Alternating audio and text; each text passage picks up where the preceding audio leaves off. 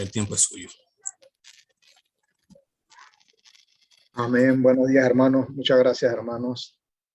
Es un gozo y un privilegio, hermanos, estar aquí reunidos, adorando a nuestro Señor, teniendo este tiempo de comunión como familia de fe. Y damos gracias al Señor por esta oportunidad que nos da de poder servirnos y de poder adorarle. Sí, hermanos, queremos invitarle a poder ir al pasaje de la carta de Filipenses, del apóstol Pablo a Filipenses, en el capítulo 2, del verso 5 al 11. Y vamos a comenzar dando lectura a este pasaje. Dice: haya pues en vosotros este sentir que hubo también en Cristo Jesús, el cual, siendo en forma de Dios, no estimó el ser igual a Dios como cosa a que aferrarse, sino que se despojó a sí mismo, tomando forma de siervo, hecho semejante a los hombres, y estando en la condición de hombre, se humilló a sí mismo, haciéndose obediente hasta la muerte, y muerte de cruz. Por lo cual Dios también le exaltó hasta lo sumo, y le dio un nombre que es sobre todo nombre, para que en el nombre de Jesús se doble toda rodilla de los que están en los cielos y en la tierra y debajo de la tierra, y toda lengua confiese que Jesucristo es el Señor, para la gloria de Dios Padre. Amén. Así es, hermanos, y queremos dar un poco de contexto de lo que el apóstol Pablo y la razón y el motivo de esta carta que le envió a la iglesia de Filipenses. Él escribió esta carta estando en prisión mientras esperaba su juicio. Y los hermanos en Filipenses habían demostrado un interés permanente en la obra y en la persona de Pablo. Ellos lo sostenían en sus viajes con donaciones, le habían provisto un ayudante, Epafrodito, y Pablo, por su parte, tenía ese deseo de compartir sus experiencias con ellos. Por ello aprovechó el viaje de Timoteo y de Epafrodito y le escribe esta carta para describirles el progreso del evangelio, para exhortarlos. También quería comentarles acerca de su vida espiritual, ese gozo que él tenía en el Señor, ese gozo por esa obra que el Señor había comenzado en los filipenses, esa buena obra que menciona Pablo de la comunión, de la evangelización, y que el Señor Jesucristo perfeccionaría hasta el día de su venida. Los exhorta en contra de las murmuraciones y en las contiendas en la iglesia. Y también los exalta esa unidad que debe haber entre los hermanos de ese gozo en el Señor, ya que él estuviera presente o estuviera ausente. El apóstol Pablo dirige esta carta a todos los santos. Y hoy queremos detenernos, como leíamos en este pasaje del capítulo 2, versículo 5 al 11, este cántico al siervo, este cántico al Señor, donde se nos describe su humillación y su exaltación. Y como bien decía nuestro hermano Ares, oramos, hermanos, oramos para ser llenos de su verdad, de su espíritu, y que el Señor nos hable y podamos tener esa misma actitud que hubo en él. En esta carta, Pablo a los filipenses, encontramos que una de las enseñanzas más profundas que podemos encontrar en la Biblia, y es acerca de la humillación y exaltación de Jesucristo. En esta sesión, Pablo no nos da a conocer todo el sentir que hubo en Cristo, sino solamente las cualidades más apropiadas para los filipenses en ese momento. Y Pablo les informa a ellos que a pesar de las circunstancias difíciles en cuanto a su viaje a Roma y el encarcelamiento que había tenido, todas estas cosas habían redundado más bien para el progreso del evangelio. Y el mensaje de salvación estaba siendo propagado, como nos menciona en Hechos 28, versículos 30 y 31, que estaba 2 años en una casa alquilada y él recibía a todos los que el Señor llevaba. Él les predicaba el reino de Dios y enseñaba acerca de Jesucristo abiertamente y sin ningún impedimento. Entonces podemos ver ese ejemplo de testimonio del evangelio a través del apóstol Pablo mientras él estaba en prisión y demostraba a los hermanos la fidelidad de Dios para con sus hijos. En medio de las circunstancias difíciles, en medio de ser perseguidos, él daba este testimonio, por lo cual los hermanos cobraban mucho más ánimo para predicar y compartir el evangelio. Como podemos ver en esta carta, la vida de Pablo se resume en Jesucristo y solo Cristo. Solo Cristo era su razón de ser. Incluso él nos cita que morir era ganancia, ya que eso lo iba a librar de sus cargas terrenales y se iba a poder enfocar del todo en glorificar solamente a Dios. Recordamos esa cita porque para mí el vivir es Cristo y el morir es ganancia. Pero también Pablo sabía que la única razón por la cual él debía permanecer en este mundo era para dar fruto en abundancia. Él quería llevar almas a Cristo. Él quería edificar a sus hermanos para que hicieran lo mismo, para que tuvieran la misma entrega, la misma pasión, el mismo deseo de llevar el mensaje de salvación, sin importar ningún obstáculo. Pablo quería que los filipenses progresaran. Él quería mostrarle que ese aumento de la fe, esa vida piadosa, resultaría en aumento de su gozo. Resultaría en una vida fructífera. Resultaría en tener esa absoluta confianza en la obra de Cristo y no en lo que él hiciera, porque todo era obra del Señor. No era nada que él hacía por su habilidad, sino que era la gracia del Señor que lo sostenía. Era la gracia del Señor que lo alentaba. Por eso Pablo anima y exhortaba a los hermanos de Filipa a que se comportaran como es digno del evangelio, como es digno del evangelio de Cristo. Esto es, debían tener integridad, debían vivir de manera consecuente con lo que ellos habían aprendido, con lo que ellos creían, con lo que ellos enseñaban, con lo que ellos predicaban. El llamado que le hace Pablo es a estar firmes en un mismo espíritu, combatiendo unánimes por la fe en el evangelio, unidos genuinamente de corazón, unidos genuinamente con un solo sentir, con una sola actitud. Ellos necesitaban esa unidad para poder ganar la batalla espiritual. Ellos necesitaban esa unidad para crecer, para dar a conocer a Cristo. Ellos necesitaban ese amor, esa comunión fraternal, ser humildes, tener sacrificio propio.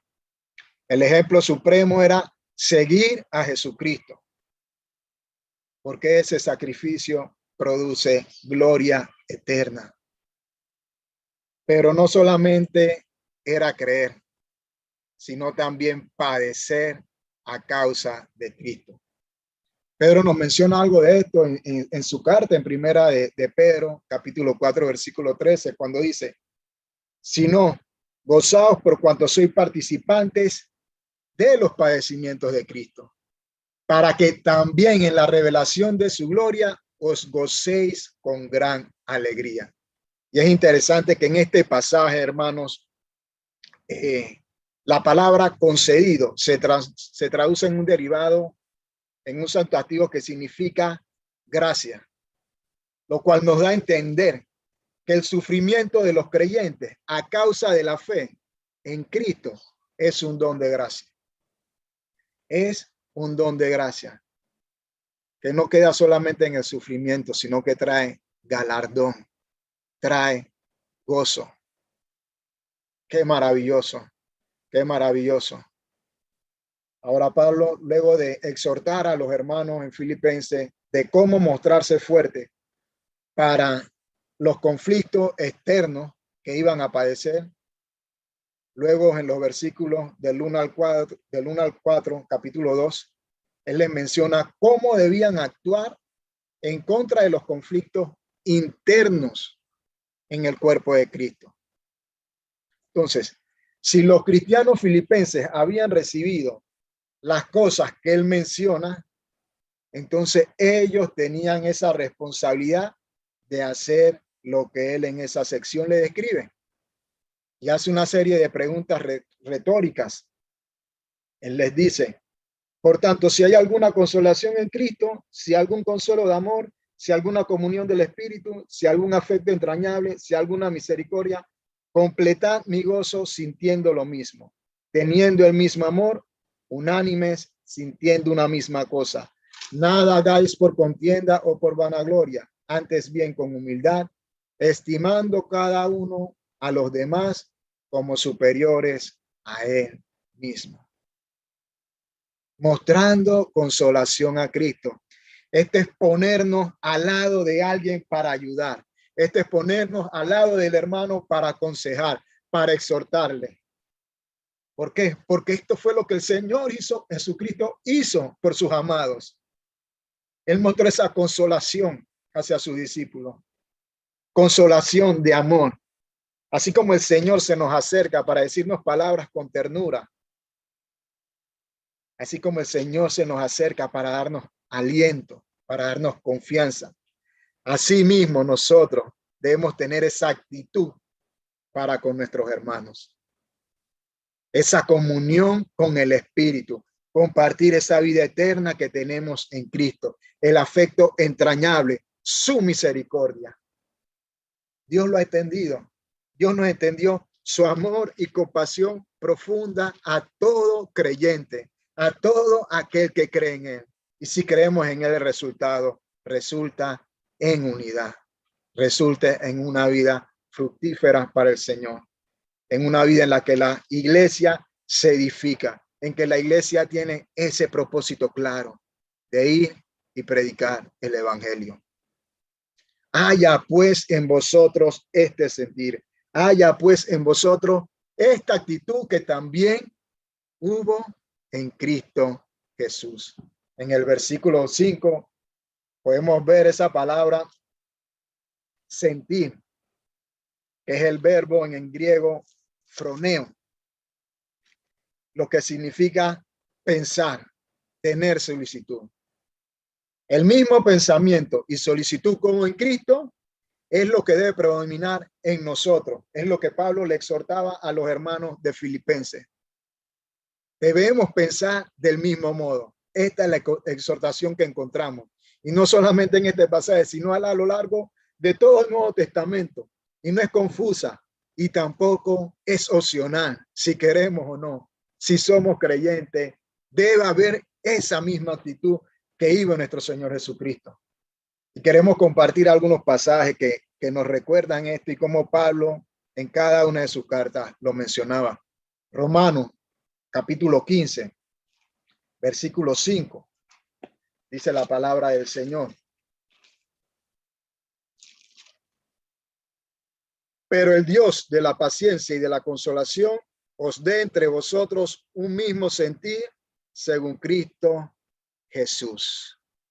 Pero el Dios de toda paciencia y de la consolación os dé entre vosotros un mismo sentir según Cristo. Y cuando continuamos leyendo el versículo 16, nos muestra el para qué. Para que seáis unánimes. ¿Y en qué debemos ser unánimes? En glorificar a Dios. Cuando tenemos la misma actitud, no importa el lugar en el cual estemos, glorificamos a Dios como cuerpo de Cristo. Segunda de Corintios, capítulo 13, versículo 11, Pablo nos menciona la misma palabra. Sed del mismo sentir. Por lo demás, hermanos, tened gozo, perfeccionados, consolados, sed un mismo sentir y vivir en paz. Y el Dios de paz y de amor estará con vosotros. Filipenses 2:2. Completad mi gozo, sintiendo lo mismo, teniendo el mismo amor, unánime, sintiendo una misma cosa. El gozo de Pablo estaba conectado a su preocupación por la unidad de los creyentes. Ese es el sentir que debe haber en nosotros. El gozo no se separa de esa preocupación por nosotros tener esa unidad, ese testimonio, esa vida de servicio, tanto a nuestros hermanos como a aquellos que están perdidos, que no conocen a Cristo. Pablo dice, Piensen del mismo modo, piensen con el mismo amor, un amor por igual a las demás personas, un amor por igual al cuerpo de Cristo. Y no, Pablo no nos dice que, no, es con el hermano que me cae bien, con este hermano me cae bien, a él yo lo amo mucho. No, ese no es el ejemplo que nos da Pablo, sino con la demostración, sino con la misma clase de servicio, de ese servicio sacrificado y amoroso que todos hemos recibido por igual de parte del Señor Jesucristo. Hemos recibido ese trato, hemos recibido ese amor, y ese amor es el que nosotros debemos compartir, debemos expresar, debemos vivir.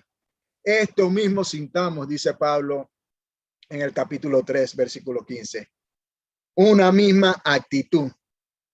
Nuevamente, la exhortación a los creyentes que debemos mantener la misma actitud. Es vivir buscando ese premio máximo de ser semejantes a Cristo.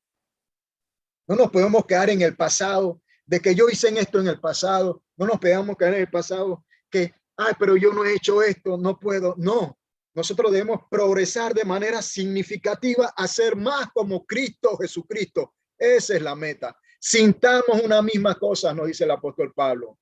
Jesús ha marcado el camino. Jesús ha dejado sus huellas para que nosotros sigamos sus pisadas. Nosotros no somos perfectos, nos equivocamos, pero es el llamado que nos hace el Señor a ser santo porque Él es santo. Él no podía reducir su máxima perfección. Es por medio de Él que somos santos. Su sangre nos marcó el camino para poder seguirle. Por medio de su obra, cuando Él ascendió, Él nos dio la promesa y la cumplió de enviar al Consolador, al Ayudador, al Consejero, para que la iglesia camine derechamente, para que la iglesia se mantenga alineada en el progreso espiritual hacia la santificación, renovándonos y afirmándonos por su palabra. Que sean de un mismo sentir, teniendo un mismo sentir, sintiendo una misma cosa. También menciona Pablo en el capítulo 4, verso 2, refiriéndose a Evodia y a Sintique, que sean de un mismo sentir en el Señor. Dos mujeres sobresalientes en la iglesia estaban teniendo algún conflicto. Y Pablo les menciona, hermanas, sean de un mismo sentir. ¿Por qué? Porque la estabilidad espiritual depende del amor mutuo. Debemos tener la armonía y paz entre nosotros como creyentes. Cuando hay falta de unidad, cuando hay quejas, cuando hay murmuraciones, destruimos la integridad de nuestro testimonio. No damos testimonio del Señor Jesucristo. Tengamos la misma actitud que hubo en Cristo Jesús. Glorificando a Dios, teniendo gozo, preocupados por la unidad, consolándonos, teniendo el mismo servicio sacrificado, ese servicio amoroso que el Señor nos mostró, creciendo espiritualmente, teniendo armonía, siendo íntegros, dando testimonio de la fe en Cristo. Y hermanos, este sentir va mucho más allá que simplemente reunirnos cada domingo en la iglesia. Este sentir y esta actitud va mucho más allá que cantar una alabanza juntos. Pablo a lo que se refiere es que la iglesia debemos tener un mismo propósito, un mismo fin, una misma meta. Cada miembro participa activamente y procura estar alineado en esa meta, en ese propósito. No importa la barrera social, no importa la barrera económica, no importa si uno es profesional y el otro no es profesional, no importa si uno tiene un carácter fuerte o el otro un carácter más pasivo. Todos debemos tener el propósito de anunciar las buenas nuevas de salvación. Es normal, hermanos, que cada uno de nosotros tenemos diferentes opiniones tenemos diferentes colores políticos. Algunos de nosotros prefieren comer en la mesa, otros prefieren sentarse en el sillón, otros tienen preferencias por un equipo de fútbol. Existen muchas diferencias entre nosotros. Hay muchas diferencias en cuanto al gusto por la comida, labores, profesiones, intereses. Pero lo que Pablo nos exhorta es que, sin embargo, cada una de estas cosas nosotros la debemos poner y la debemos usar para dar servicio al Señor dentro de la comunidad local, con el fin de anunciar las buenas nuevas, con el fin de anunciar las virtudes de nuestro Señor al mundo, usándola en medio de mis hermanos, con amor y entrega. Nosotros como cristianos debemos vivir con esa actitud, con ese mismo propósito. Soy un servidor entregado y postergándome con el fin de que la gloria de Dios sea exaltada. Así como el Señor me dio ese ejemplo, así como el Señor lo hizo.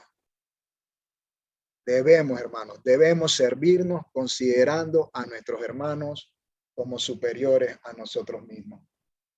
La Biblia nos habla claramente que no debemos ser sabios en nuestra propia opinión. No debemos ser altivos, sino que así como nuestro Señor se humilló, así mismo nosotros debemos poner nuestras vidas en el servicio por nuestros hermanos. Nosotros no vamos cada domingo a la iglesia para ser servidos. La iglesia no es un centro comercial, no es un restaurante donde las personas se preparan todos para atendernos, no. Nosotros vamos a la iglesia a servir. Nosotros vamos a la iglesia a entregarnos en sacrificio vivo. Y una ilustración que nos ayuda en este, cuando vemos un equipo de fútbol, hay distintas posiciones, son 11 jugadores en el campo, pero todos tienen un solo objetivo. También cuando vemos una orquesta, hay diferentes instrumentos, diferentes tonos, pero en conjunto, ¿qué va a sonar? Una sola melodía. El Señor nos lo dice claramente. Aprended de mí, que soy manso y humilde de corazón. Si nosotros no empezamos aprendiendo de Él, entregando nuestras cargas a Él y reconociendo nuestra bancarrota espiritual, todo quedará en esfuerzos vanos. Nosotros tenemos que aprender de Cristo y también aprenderlo a Cristo, aprenderlo a Él. Él es el maestro, como Él es la lección. Él en su dulzura de su corazón encaja perfectamente para enseñarnos. Él es la ilustración de su propia enseñanza. Nosotros debemos trabajar y Él trabaja en nosotros para su gran diseño. El versículo 6 nos dice, el cual siendo en forma de Dios, no estimó el ser igual a Dios como cosa a que aferrarse. En la Nueva Traducción Viviente lo traduce, aunque era Dios, no consideró ser igual a Dios.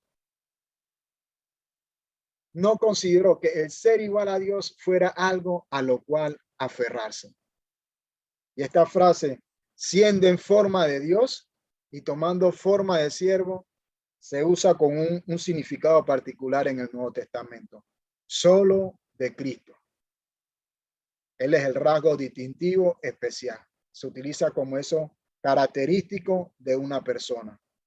Y Pablo utilizó un término que recarga la esencia de la naturaleza de una persona, su estado continuo, su estado permanente. Él eligió esa palabra que denota de manera específica el carácter esencial e inmutable de algo. Aquello que es por sí y en sí mismo. O sea, Jesucristo es exacto en mismo tamaño, cantidad, cualidad, carácter y número. Es igual a Dios en todo sentido. Y así Él lo afirmó en su ministerio terrenal. Los judíos lo reconocían, le decían, ¿qué haces Dios? Y Jesús le respondía, aunque no me creáis a mí, creed a las obras para que conozcáis y creáis que el Padre está en mí y yo en el Padre. Jesús no se aferró a ser igual a Dios. Él, aunque estaba subsistiendo en la forma esencial de Dios, con todo ello, él no consideró ser igual a Dios como un tesoro a la cual él se aferraba, sino que él se vació de ello. Él tenía todos los derechos, todos los privilegios, todos los honores de la deidad, de los cuales siempre fue digno y nunca podrá ser descalificado de su posición.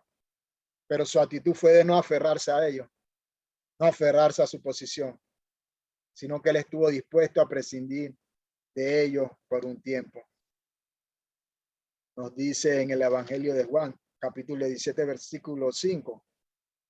Ahora pues, Padre, glorifícame tú al lado tuyo con aquella gloria que tuve contigo antes que el mundo fuese.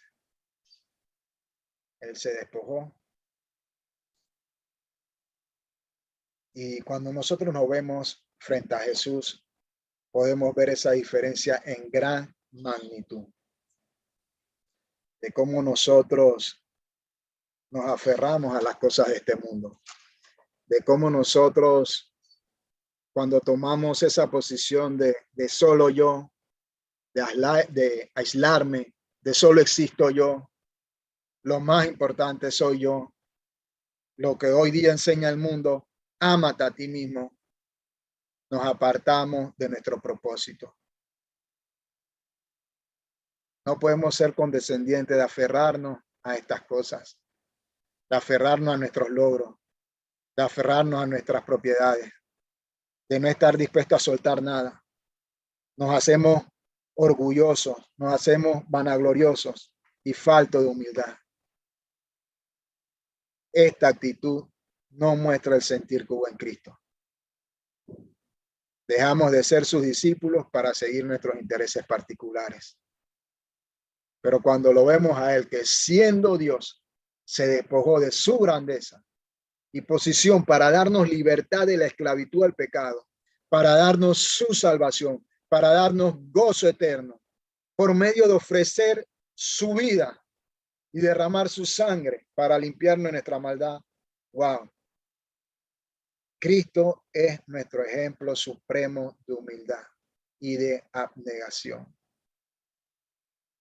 Haya pues este sentir que hubo también en Cristo, hermanos.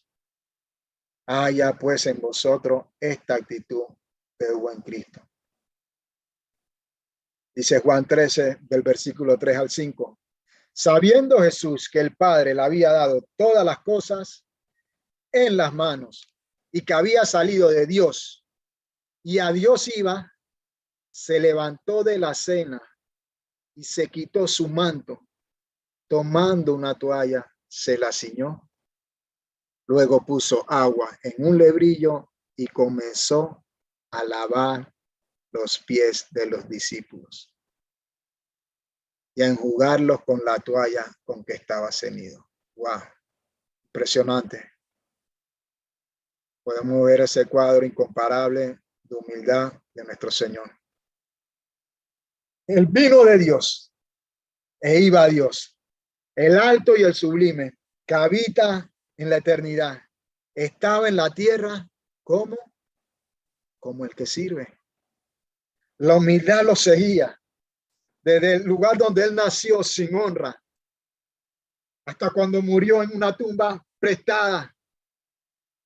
Él arroja un esplendor moderado sobre todo lo que hizo. Revestido de humildad, se acercaba a la gloria. Y esto no disminuyó su humildad. Antes de su muerte, él llama a sus discípulos amigos, hermanos, hijos. Y cuando continuamos leyendo ese pasaje, vemos el triste contraste entre el maestro y sus discípulos. Y que también nos pasa a nosotros. No habían pasado 2 horas cuando después que Jesús había lavado sus pies, cuando ellos ya discutían entre ellos, ¿quién será el mayor entre nosotros? Oh, hermanos, Oh, hermanos, que la imagen de nuestro humilde Redentor esté siempre en nuestra mente. En su palabra vemos su ejemplo que nos habla. Él nos hace descender de nuestro pedestal de orgullo. Alegrémonos, hermano, alegrémonos con tomar el lugar más humilde, sin envidiar el éxito o la exaltación de otro. Que podamos decir como Juan el Bautista, con la mirada puesta en nuestro Señor. Él debe crecer, pero yo debo menguar. Continúa Pablo diciendo en el versículo 7, sino que se despojó a sí mismo tomando forma de siervo, hecho semejante a los hombres. Jesús se vació de sí mismo para convertirse en hombre. Fue un acto totalmente voluntario de renuncia. Ahora, esto no implica que él se quitara su divinidad o que intercambiara la deidad por la humanidad.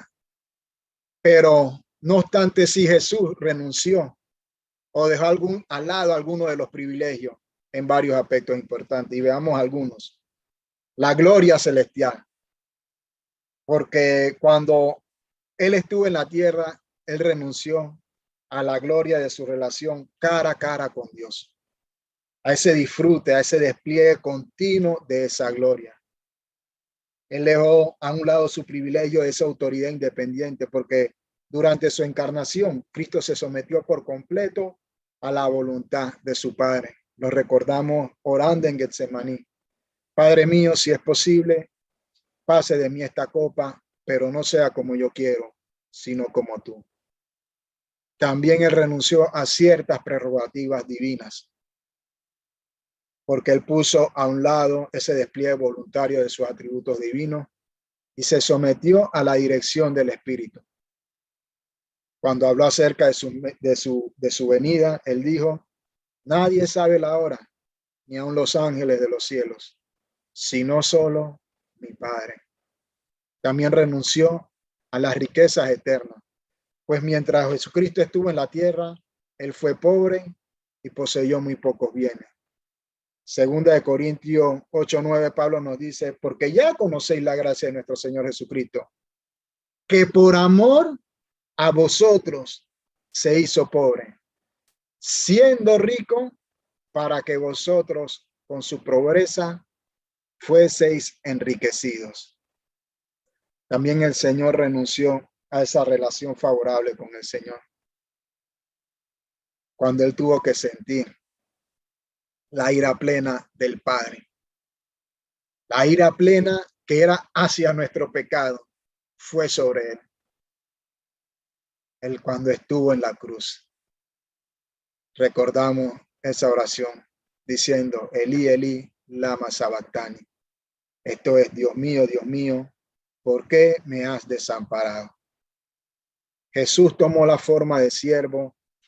Esa es la esencia exacta de un verdadero siervo. Él se sometió por completo para hacer la voluntad de su Padre y se mantuvo ligado con felicidad y lealtad. Cristo no solamente fue Dios en cuerpo humano, sino que también adoptó todos los atributos esenciales de la humanidad. Él estuvo sujeto a ese proceso normal de crecimiento en el ámbito intelectual, físico y espiritual. Nos dice la palabra que él crecía en sabiduría, en estatura y en gracia para con Dios y los hombres. Él nació de mujer, nacido de mujer y nacido bajo la ley, nos menciona Gálatas 4:4. Entonces, podemos ver cómo el Señor adoptó la humanidad. Jesús tenía que ser Dios a plenitud para que su sacrificio tuviera el valor infinito que se requería para expiar el pecado, pero también él tenía que ser hombre a plenitud para que pudiera llevar sobre sus hombros el castigo por el pecado como sustituto de nosotros los seres humanos. Él tenía la obligación de obedecer la ley de Dios y él mantuvo una obediencia perfecta a esa ley. También Jesucristo murió en su cuerpo de carne por medio de la muerte. ¿Y por qué lo hizo? ¿Y para qué lo hizo? Para presentarnos santos y sin manchas. Wow. Para que fuéramos irreprensibles delante de él. Incluso Jesucristo se identificó por completo con las necesidades y las debilidades humanas básicas. Hebreos 2:14 nos dice, así que por cuanto los hijos participaron de carne y sangre, él también participó de lo mismo, para destruir por medio de la muerte al que tenía el imperio de la muerte, esto es, al diablo. Y en el verso 17 dice, por lo cual debía ser en todo semejantes a sus hermanos, para venir a ser misericordioso y fiel sumo sacerdote en lo que a Dios se refiere, para expiar los pecados del pueblo. Jesús se convirtió en la versión humana de Dios, plenamente Dios y plenamente hombre, hermanos. Y Pablo continúa en el versículo 8, nos dice, estando en la condición de hombre, se humilló a sí mismo, haciéndose obediente hasta la muerte y muerte de cruz. Pablo nos describe la humanidad de Cristo desde el punto de vista de quienes los vieron. Y nos da un cambio de enfoque ahora, de lo celestial a lo terrenal. Y es interesante que a pesar de que el aspecto de Jesús exterior era el de un hombre, su esencia iba mucho más allá de su apariencia. Pero las mayorías de personas fueron incapaces de trascender esa percepción natural para reconocerlo como Dios. Ellos decían, ¿no es este el hijo de José? ¿No es este el hijo de José cuyo padre y madre conocemos? ¿Cómo pues dice este que del cielo ha descendido? Y no solo fue el hecho de la encarnación de Jesucristo en la cual él se murió, sino que Jesucristo se hizo aún todavía más humilde al abstenerse de los derechos normales. Él se sujetó a la persecución y al sufrimiento en manos de los incrédulos. Él fue angustiado, fue afligido. ¿Y qué él hizo? No abrió su boca. Él enmudeció. Cuando lo maldecían, no respondía con maldición. Cuando padecía, no amenazaba, sino que le encomendaba la causa a su Padre, al que juzga justamente. Él fue más allá de la persecución y fue obediente hasta la muerte. Jesús fue al extremo más bajo de la humillación, al morir como un delincuente. ¿Y por qué? Porque él se sometió a la voluntad de Dios, en obediencia al plan de Dios para él. La muerte de Jesús, hermano, no fue por medio corriente, como sabemos, sino que se produjo por medio de la crucifixión. Esta es la muerte, podemos decir, más desgarradora y degradante que el hombre pudo inventar. Recordamos en los evangelios cómo nos habla de que le fue puesto un manto escarlata o púrpura, o sea, lo más parecido a un manto real que ellos pudieran encontrar. ¿Para qué? Para burlarse. Le pusieron una caña en su mano para simular un cetro. Ellos le golpeaban con un palo en la cabeza, le daban puños. Los látigos con que fue azotado consistían en varias cuerdas de cuero atadas a una asa de madera. Y cada tira de cuerda contenía un pedazo de metal o de hueso. Y cada vez que un golpe era dado a su espalda, estas rasgaban su piel, lacerando los músculos. En algunos casos, estos azotes eran suficientes y las personas no soportaban. El azote era fatal. En la crucifixión, cuando las piernas no podían soportar más el peso del cuerpo, el diafragma se constreñía, haciendo imposible la respiración. Las manos eran clavadas usualmente a través de las muñecas y los pies a través del tendón de Aquiles, muchas veces con un solo clavo. El dolor producido por estas heridas se hacía insoportable a medida que pasaban las horas. Pero a pesar de esto, la característica más notable de la crucifixión es la estigma que había de desgracia que estaba ligado a ello. Como nos menciona Pablo en Gálatas, maldito todo el que es colgado en un madero. Él sufrió la cruz. Él sufrió la cruz para soportar la ira de Dios por los pecados de nosotros. Cristo puso en sus hombros la maldición pronunciada por nosotros que transgredíamos la ley. Su muerte satisfizo la justicia de Dios. Cristo se convirtió en el comprador literal de cada creyente para librarlos de la esclavitud al pecado, para librarlos de la sentencia de muerte eterna. Por lo tanto, podemos ver que también entonces su Padre le exaltó hasta lo sumo y le dio un nombre que es sobre todo nombre. Los versículos del 5 al 8 podemos ver su humillación. Y ahora Pablo, a partir del versículo 9, nos habla acerca de su exaltación. Y su exaltación no tenía que ver con la naturaleza de Cristo, su lugar eterno dentro de la Trinidad, sino con su nueva identidad, ahora como el Dios hombre. Cristo para esto murió y resucitó y volvió a vivir para ser Señor, así de los muertos como de los que viven, nos dice Pablo en Romanos. Cristo murió no solo para hacernos libres del pecado, sino para someternos como siervos a Él mismo. Además de recibir la gloria que siempre le perteneció, la nueva posición de Cristo como Dios hecho hombre significó que Dios le dio privilegios que no tenía antes de la encarnación. Si Él no hubiera vivido entre los hombres, no hubiera podido identificarse con ellos como el sumo sacerdote perfecto que intercede por ellos. Si Él no hubiera muerto en la cruz, no había podido ser elevado desde el extremo más bajo al que llegó hasta el cielo como sustituto perfecto por el pecado humano. A Él se le dio un nombre sobre todo nombre. Este nuevo nombre describe su naturaleza esencial y que lo ubica por encima y más allá de todo. Es Él, el Señor. Este nombre, el Señor, es sinónimo en el Nuevo Testamento de las descripciones de Dios en el Antiguo Testamento como el Rey soberano del universo.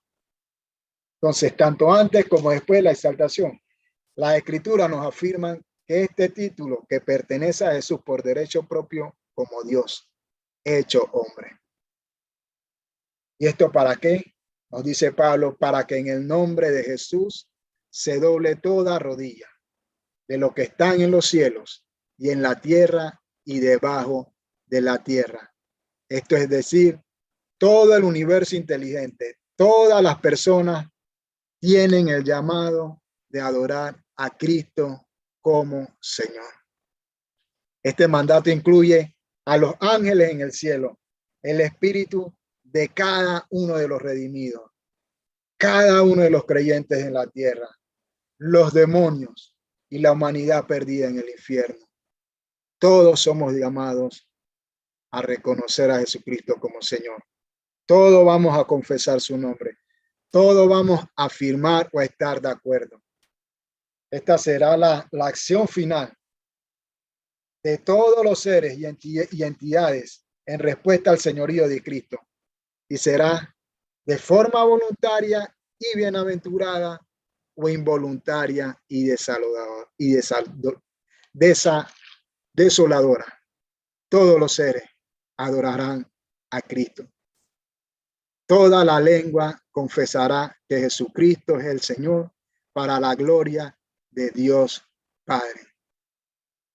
Jesucristo es el Señor. En primera instancia, Él tiene el derecho absoluto para gobernar. Él es dueño de todas las personas, de todas las propiedades. El propósito de la exaltación de Cristo fue darle gloria a su Padre. En Juan 13:31 dice, ahora es glorificado el Hijo del Hombre y Dios es glorificado en él. Si Dios es glorificado en él, Dios también le glorificará en sí mismo y enseguida le glorificará. El Señor, cuando iba camino a la muerte en esa circunstancia difícil, en vez de fijar sus ojos en la agonía de la cruz, él vio más allá y anticipó la gloria que tendría con el Padre una vez todo terminara. Debido a esto, hermanos, y es la exhortación que Pablo hace a la iglesia de Filipenses y el Señor nos hace a nosotros. Nosotros debemos tener la misma actitud, el mismo sentir que hubo en Cristo. Si vemos los versículos, podemos tomar nota que la exhortación es tener la actitud de Cristo, no aferrarnos, sino despojarnos, ser siervos, humillarnos, llevar la cruz, un compromiso total, incluso hasta la muerte, sumisión total para compartir el mensaje a otros.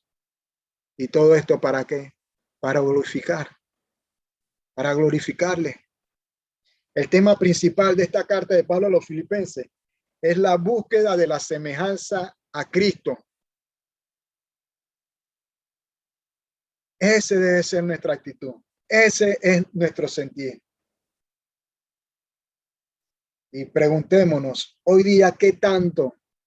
¿Cuántos son nuestros pensamientos durante el día de tener ese sentir que hubo en Cristo? Preguntémonos, ¿es algo que estoy buscando continuamente?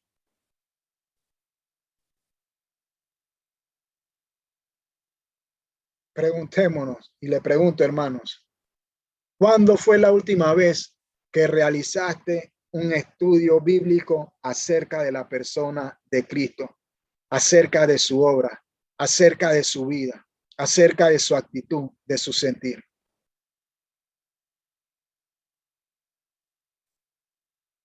Debe ser nuestro mayor deseo, el ser como el Señor.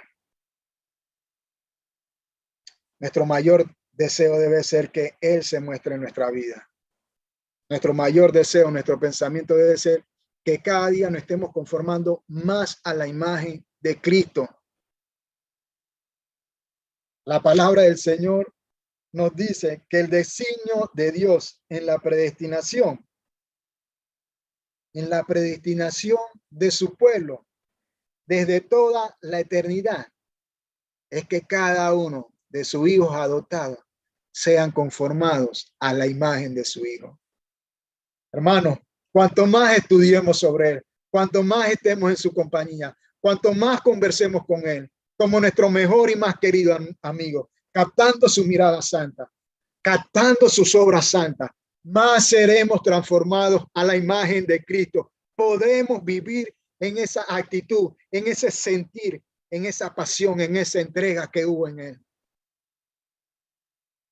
Cuando nos acercamos al Evangelio podemos encontrar más del sentir que hubo en Cristo.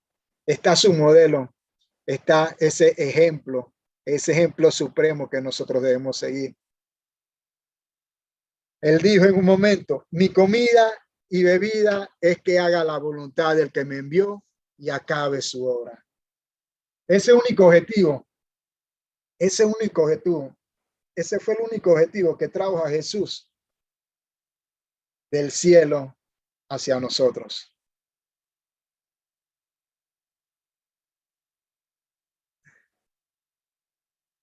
Él tuvo una constancia inquebrantable. Él fue hasta el final y dijo, consumado es. Dar gloria a Dios fue el motivo. Dar gloria a Dios es la regla. Y fue la regla en cada acto maravilloso de la vida de Cristo. Entonces, nosotros hoy como creyentes estamos dispuestos a considerar todo lo que tenemos: rango, posición, talento, riqueza, influencia, distinciones. Podemos considerar estas cosas solamente como valiosos, solo a la medida en que esto contribuya a promover la gloria de aquel que es el primero y el último, aquel que es en todo, aquel por el cual fueron creadas todas las cosas, aquel que sustenta el universo. Este debe ser nuestro sentir, procurar sentir que la gloria de nuestro Padre Celestial sea el negocio principal de nuestra vida, el dar gloria a Dios. Él es de quien yo soy. Nosotros somos de Él, de quien soy y a quien sirvo. Este es el título que debe haber en nosotros como iglesia, en nuestros pensamientos, en nuestras acciones, en nuestras ocupaciones, en nuestros placeres, en nuestros sueños, en nuestra vigilia, el dar gloria a Dios. Y sabemos que hay cosas que interfieren y hay cosas en las cuales nosotros debemos cuidarnos, porque estas cosas interfieren en nuestra entrega del corazón y en la entrega de nuestra alma en el servicio sacrificado a nuestro Señor. Las cosas mundanas, algún pecado consentido, un andar desigual, un corazón dividido. Cuando abrazamos las comodidades de la criatura y rehuimos a la cruz, reímos a sufrir a causa del evangelio. No, hermano, no arriesguemos, no naufraguemos, no nos hagamos ociosos en la viña del Señor. El comando es, y la orden que nos da el Señor es: ve, trabaja, ve y trabaja. Las palabras dicen lo que deben ser y las obras van a decir lo que somos. Dejemos que todas las personas que nos rodean vean que hay una realidad, que hay una verdad, que hay un caminar con Dios, que hay una comunión, que hay ese sentir que hubo en Cristo, de trabajar para la gloria de Dios, de glorificar al Señor. Esta es la exhortación de Pablo, que haya la actitud que hubo en Cristo. Lo dice también el apóstol Pedro. Por lo tanto, hermanos, como escogidos de Dios, debemos ser agradecidos que Él nos ha dado este privilegio de poder ser conformados a la imagen de su Hijo, que entregó su vida por nosotros. Y en Cristo encontramos también ese ejemplo de que a través de las dificultades, a través de la persecución, a través del sufrimiento, él fue agradecido con su Padre. Él dijo: te doy gracias, oh Padre, Señor del cielo y de la tierra.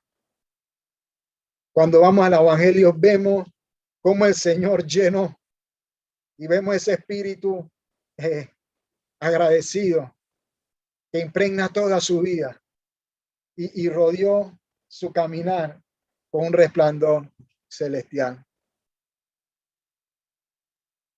Cuando tuvo ese institución memorial en la última cena, incluso cuando fue al Getsemaní, él cantó un himno. Entonces podemos ver que el varón sufriente, aquel que cargó nuestro pecado, que tuvo una vida de aflicción sin paralelos, el sufrimiento que nosotros tenemos, hermano, cualquiera que sea, no lo merecemos. Y no es infinito, pero Cristo sufrió infinitamente la ira de su Padre.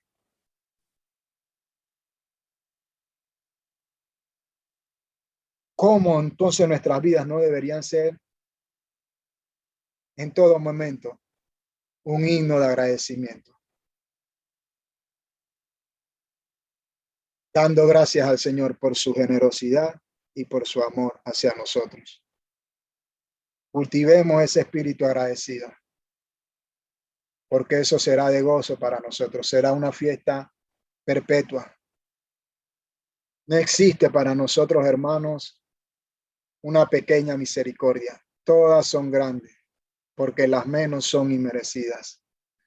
Dando siempre gracias a nuestro Padre Celestial por todas las cosas, en el nombre de nuestro Señor Jesucristo. Que el amor a nuestro adorable Redentor muestre para quién y para qué es que reservamos nuestras notas de alabanza más elevadas y fervientes. Gracias a Dios por su divina gracia. Alabemos al Señor. Esta fue la actitud que hubo en Cristo. Él era un hombre también de oración. Él era un hombre que pasaba tiempo con su Padre. A pesar de que el Espíritu fue derramado en él sin medida, él oró. Jesucristo era la sabiduría encarnada, no necesitando que nadie le enseñara, pero sin embargo vemos que él oró. Él era infinito en su poder, él era infinito en sus recursos, pero él acudió a su Padre, él oró. A menudo parecía convertir la noche en día, convertía la noche en día para redimir los momentos de oración. Él no perdía ese bendito privilegio de comunión con su Padre. Entonces vemos a Jesucristo orando en la mañana, despertando el oído de su Padre para obtener esas provisiones frescas para cada deber, para cada prueba de vida. Cada uno de sus actos consagrados fueron, antes él tuvo un tiempo de oración, su bautismo, su transfiguración, sus milagros, su agonía, su muerte. Él exhaló su espíritu en oración. Qué dulce es pensar y ver que nuestro ejemplo nos da ese modelo de comunión con Dios y que él bebió de ese mismo arroyo. Él consagró la rodilla doblada, la cámara silenciosa. El Señor, que es Dios, él refrescó su espíritu desfalleciente en la misma gran fuente de la cual es vida para que nosotros podamos sacar. La misma fuente que él bebió, nosotros la podemos beber. Nosotros como hermanos tenemos lazos de asociación y puede haber lazos de comunión que unen el espíritu con espíritu. Tenemos afinidades intelectuales, gustos, actividades, pero hermanos, lo que debe prevalecer, sobre todo, cuando nosotros tenemos amor los unos por los otros, es la imagen de Dios en cada uno de nuestros hermanos. ¿Por qué amamos a nuestros hermanos? Porque nos reflejan a Cristo. Estamos enamorados de Él. Así que Pablo nos exhorta que, la palabra nos exhorta que como creyentes debemos estar armados, como si fuéramos a una batalla. Debemos estar con el mismo pensamiento que se hizo manifiesto en la vida de Cristo, con la misma disposición que hubo en Él. ¿Cuánto del sentir que hubo en Cristo hay en mí? Reflexionemos, hermanos, ¿cuánto del sentir que hubo en Cristo hay en mí? Si vamos al Evangelio, podemos encontrar muchas actitudes que hubo en Cristo que son enseñanza para nuestra vida. ¿Cuáles están siendo mis prioridades hoy en día? Estoy enamorado de mi Señor, que quiero conocerle más y más. Y estoy hambriento y sediento porque su propósito se lleva a cabo. Estoy ansioso por ver su venida. Cuando vivimos con la actitud que hubo en Cristo, hacemos la voluntad de nuestro Padre, por lo cual estaremos viviendo para la gloria de Él. Vamos a estar arraigados y sobreedificados en Él, dando gracia en todo tiempo, viviendo en amor, teniendo la mirada puesta en los cielos, involucrados totalmente en la misión de Dios, teniendo compasión por los perdidos, dando a conocer su redención, edificando y animando a mis hermanos, involucrados en el servicio de la iglesia, sirviendo a los demás con una vida ferviente de oración, renunciando a mi voluntad. Ya no vivo yo, sino ahora vive Cristo en mí. Hermanos, que el amor de Cristo nos constriña y en medio de todo lo que nos rodea y vivamos, podamos presentarnos gozosos en todo lo que hacemos. Cuando leemos toda la carta de Pablo a los Filipenses, podemos encontrar que es una carta llena de gozo. Pablo en la prisión, pero es una carta llena de gozo. Había persecución, pero vemos el gozo. ¿Y por qué? Porque abundaba el amor, abundaba el servicio a los hermanos. Para terminar, decía Pablo, siempre en todas mis oraciones rogando con gozo por todos vosotros, porque Cristo es anunciado y en esto me gozo y me gozaré aún. Capítulo 1, versículo 25. Y confiado en esto, sé que quedaré, que aún permaneceré con todos vosotros para vuestro provecho y gozo de la fe. Versículo 26. Para que aún de vuestra gloria de mí en Cristo Jesús por mi presencia otra vez entre vosotros. Capítulo 2, versículo 2. Completad mi gozo. Capítulo 2, versículo 16 al 18. Asidos de la palabra de vida, para que en el día de Cristo yo pueda gloriarme de que no he corrido en vano ni en vano he trabajado.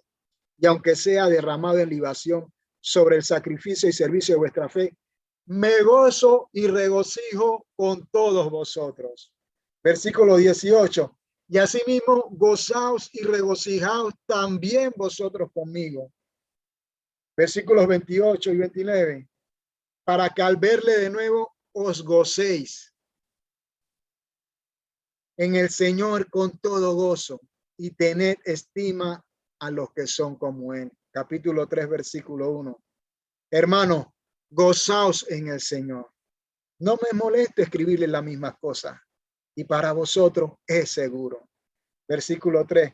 Porque nosotros somos la circuncisión, lo que en espíritu servimos a Dios y nos gloriamos en Cristo Jesús, no teniendo confianza en la carne. Capítulo 4, verso 1. Así que hermanos míos, amados y deseados, gozo y corona mía, estad firmes en el Señor, amados. Versículo 4. Regocijaos en el Señor. Otra vez os digo, regocijaos. Y termina, en gran manera me gocé en el Señor. Este es el resultado, hermano, de tener la actitud que hubo en Cristo. Una vida llena de gozo. Una vida llena de gratitud. Una vida en la cual mostramos a nuestro Salvador y Redentor. Haya pues este sentir que hubo en Cristo, hermanos. Respondamos fielmente a los mandamientos divinos que el Señor nos ha dado, ocupándonos de nuestra salvación con temor y temblor.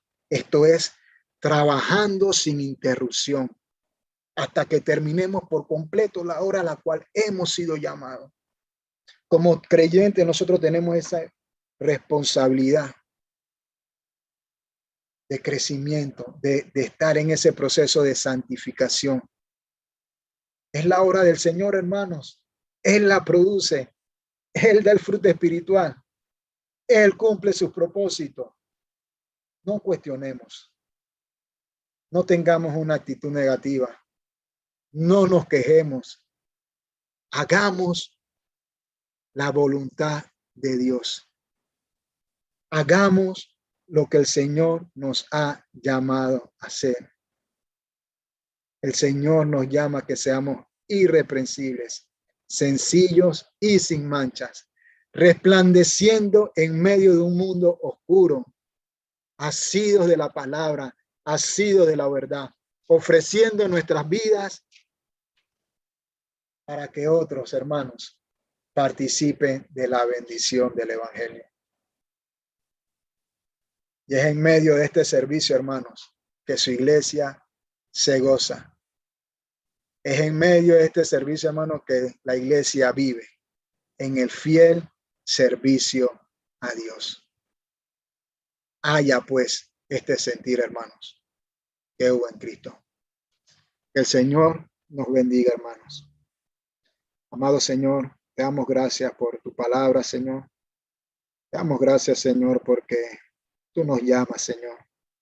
Y tú tienes un propósito, Señor, perfecto para cada uno de tus hijos, Señor. El ser conformados a la imagen de tu Hijo Jesucristo, Señor. Wow. Qué maravilloso, Señor, que siendo tan sucios, siendo gusanos, Señor, siendo basura, Señor, tú nos hayas limpiado, Señor, para que podamos ser, mi Dios, como tu Hijo, Señor. Tú nos hayas escogido, Señor, para poder responder a tu evangelio, Señor. Amado Padre, te damos gracias, mi Señor. Y oramos, mi Dios, por aquellos que aún no te han conocido, Señor, para que lo vuelva, Señor, al arrepentimiento y a la fe, Señor, para que tengan el gozo de tu salvación, Señor, y para que tu iglesia, mi Dios, crezca en un fiel servicio a ti, Señor, para que tu iglesia, Señor, viva para la gloria de tu nombre, Señor, para la gloria de tu santidad. Ponemos nuestras vidas, Señor, en tus manos, nos encomendamos a ti, Señor. Sin ti no somos nada, Señor. Ayúdanos, Señor, a venir a tu palabra, Señor, y a procurar, mi Dios, vivir con la misma actitud que hubo en tu Hijo, Señor. Gracias una vez más, Señor. Sea tu bendición sobre tu iglesia, Señor. En el nombre de tu Hijo amado, Cristo Jesús. Amén, Señor. Amén. Sí, Señor.